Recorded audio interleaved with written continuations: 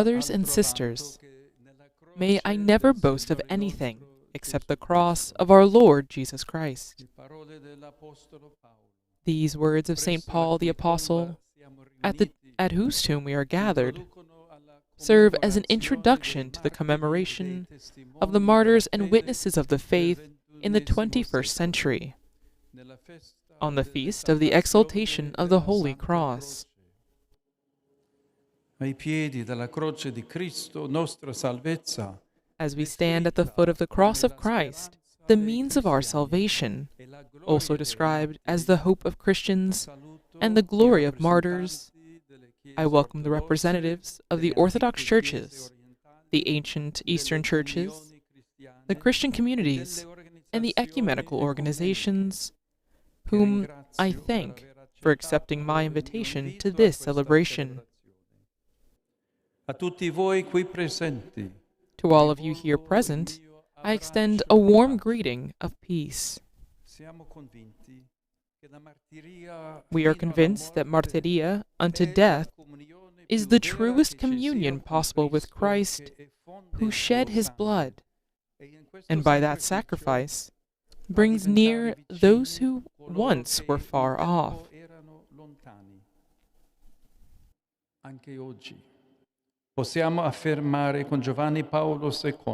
Today, too, we can affirm with John Paul II that where hatred seemed to have permeated every aspect of life, these courageous servants of the gospel and martyrs of the faith clearly demonstrated that love is stronger than death.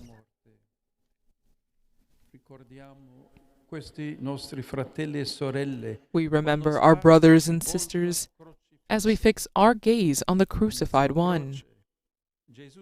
Through his cross, Jesus revealed to us the true face of God, his infinite compassion for humanity.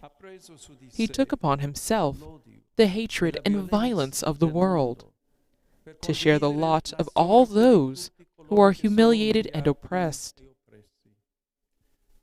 He has borne our infirmities and carried our diseases.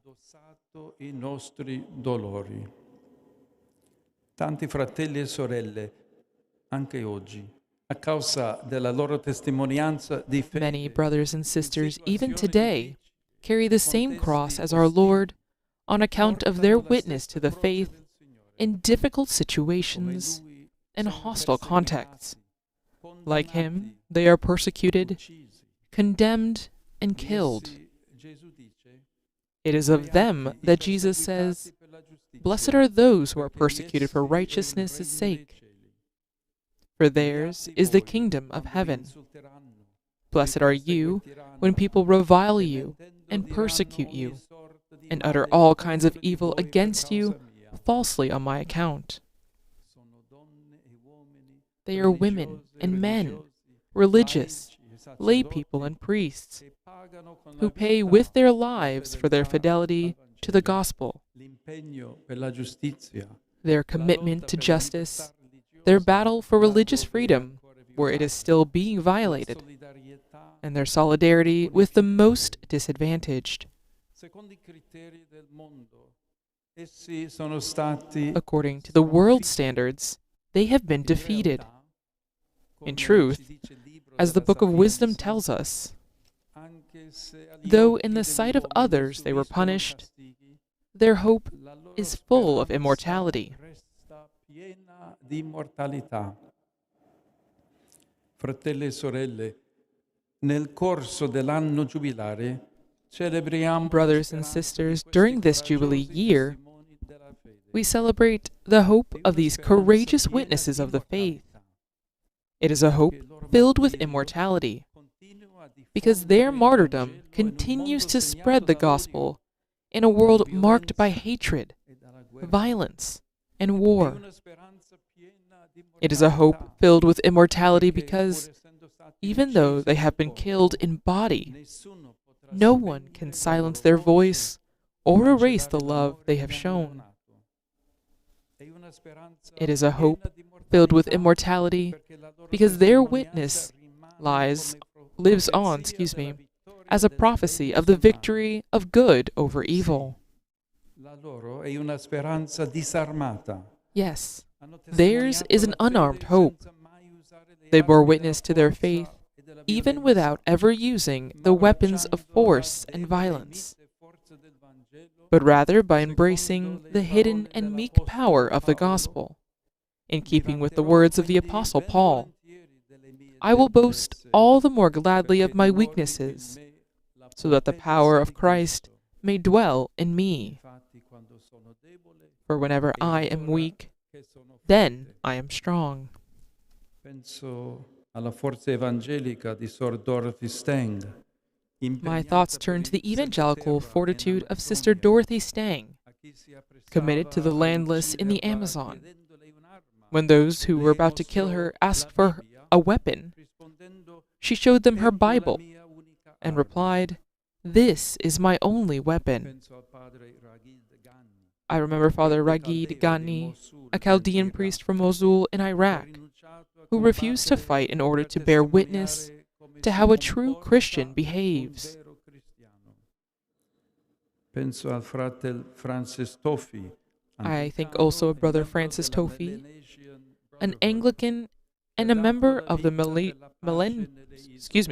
Melanesian Brotherhood, who gave his life for peace in the Solomon Islands.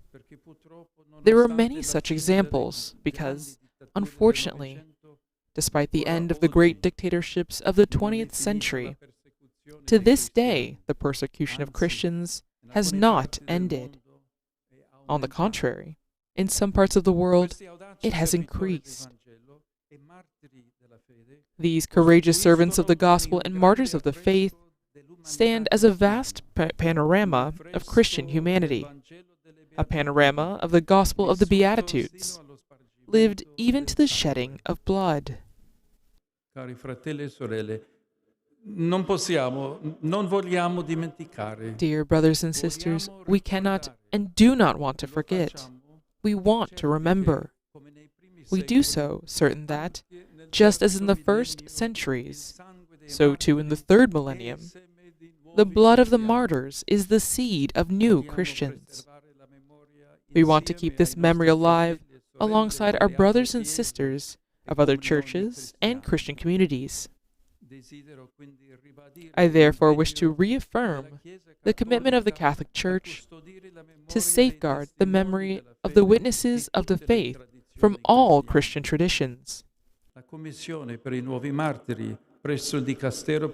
Commission of New Martyrs at the Dicastery for the Causes of Saints is carrying out this task in collaboration with the Dicastery for Promoting Christian Unity. As we recognized during the recent synod, the ecumenism of blood unites Christians of different backgrounds who together give their lives for faith in Jesus Christ. The witness of their martyrdom is more eloquent than any other word. Unity comes from the cross of the Lord.